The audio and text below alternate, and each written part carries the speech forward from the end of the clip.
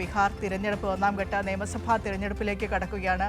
അപ്പോൾ അവിടെ ഏത് രീതിയിലാണ് പ്രചാരണം പൊടിപൊടിക്കുന്നത് എന്നൊക്കെ അറിയാൻ പറഞ്ഞു തരാൻ ഇതാ അബ്ദുൾ റഷീദ് കൂടി ദില്ലിയിൽ നിന്ന് ചേരുകയാണ്. Rasheed, good morning. Good morning Vinisha.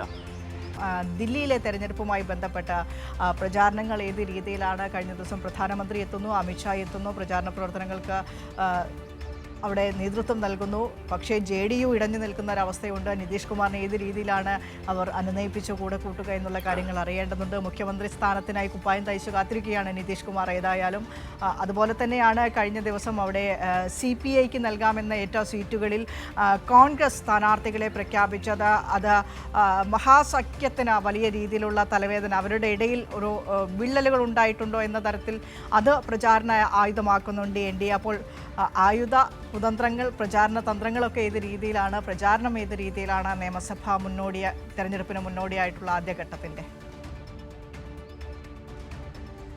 Vineesha, Bihar നിയമസഭാ തെരഞ്ഞെടുപ്പിലെ ഒന്നാം ഘട്ട വോട്ടെടുപ്പ് നടക്കാൻ ഇനി 10 ദിവസം മാത്രമാണ് ബാക്കിയുള്ളത്. ഈ ഘട്ടത്തിൽ രണ്ട് മുന്നണികളും, അതായത് NDAയും മഹാസഖ്യവും വലിയ പോരാട്ടത്തിലേക്ക് തന്നെയാണ് ഒരുങ്ങുന്നത്. കഴിഞ്ഞ ദിവസങ്ങളിൽ ദേശീയ നേതാക്കളൊക്കെ തന്നെയും ബീഹാറിൽ എത്തുകയും വിവിധ പ്രചാരണ റാലികളൊക്കെ പങ്കെടുക്കുകയും ചെയ്തിട്ടുണ്ട്. NDA പ്രതിനിധീകരിച്ചുകൊണ്ട് പ്രധാനമന്ത്രി നരേന്ദ്രമോദിയും അതോടൊപ്പം അമിത്ഷാ അടക്കമുള്ള നേതാക്കളാണ് എത്തിയിട്ടുള്ളത്. അടുത്ത ദിവസങ്ങളിൽ കോൺഗ്രസിൻ്റെയും അതോടൊപ്പം RJDയുടെയും ദേശീയ നേതാക്കളൊക്കെ തന്നെയും പട്നയിലും അതോടൊപ്പം ബീഹാർ വിവിധ മേഖലകളിൽ നടക്കുന്ന തെരഞ്ഞെടുപ്പ് പ്രചാരണ റാലികളിൽ പങ്കെടുക്കും എന്നുള്ളതാണ് വ്യക്തമാക്കിയിട്ടുള്ളത്. എന്തായാലും കഴിഞ്ഞ ദിവസങ്ങളിൽ നടന്നിട്ടുള്ള പ്രചാരണങ്ങളിലൊക്കെ തന്നെയും വലിയ വാക്പോരുകൾ തന്നെയാണ് ഇരു മുന്നണികളും പരസ്പരം മുന്നോട്ട് വെക്കുകയും ചെയ്തിട്ടുള്ളത്. പ്രത്യേകിച്ചും JDUവും അതോടൊപ്പം തന്നെ BJP അടക്കമുള്ള NDA സഖ്യത്തിലെ ഘടകകക്ഷികൾ ഇതിനോടകം തന്നെ RJDക്കെതിരെ കടുത്ത ആരോപണങ്ങൾ ഉയർത്തുന്ന സാഹചര്യം ഉണ്ടായിട്ടുണ്ട്. പ്രത്യേകിച്ചും കഴിഞ്ഞ ദിവസം ആഭ്യന്തരമന്ത്രി അമിത്ഷാ റാലിയിൽ പങ്കെടുത്തപ്പോൾ പറഞ്ഞിട്ടുള്ളത് BJPയും അതോടൊപ്പം തന്നെ JDUവും അധികാരത്തിൽ വരികയാണെങ്കിൽ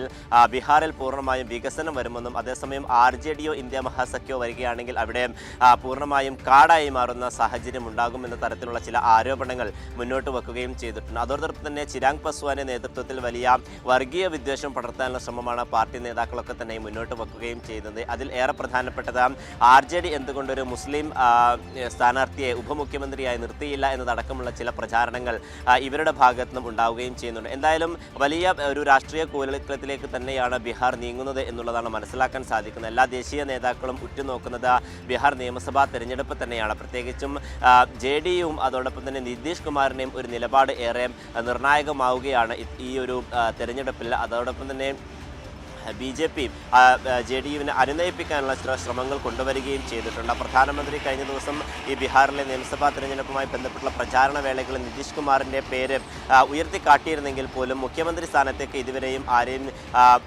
നിർണയിച്ചിട്ടില്ല എന്നുള്ളതും ഏറെ നിർണായകമായിട്ട് നിലനിൽക്കുകയാണ്. അത്തരം ആരോപണങ്ങൾ RJDയുടെ ഭാഗത്ത് നിന്ന് ഉയരുകയും ചെയ്യുന്നുണ്ട്.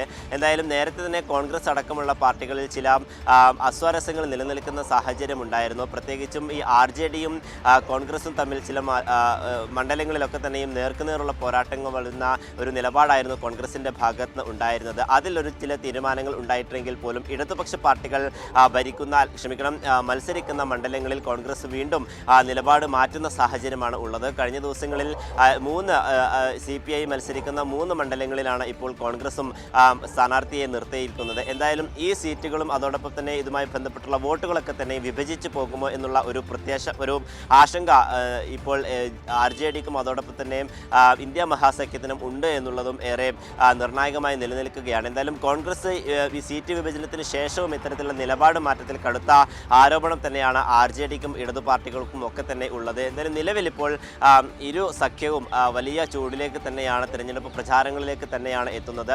വരും ദിവസങ്ങളിൽ JP നദ്ദ അടക്കമുള്ള BJPയുടെയും അതോടൊപ്പം NDAയുടെയും രാഹുൽ ഗാന്ധി അടക്കമുള്ള കോൺഗ്രസിൻ്റെയും വിവിധ നേതാക്കൾ ബീഹാറിൽ എത്തുകയും പ്രചാരണ രംഗം കൊഴുപ്പിക്കുകയും ചെയ്യും എന്നുള്ളത് തന്നെയാണ് മനസ്സിലാവുന്നത്.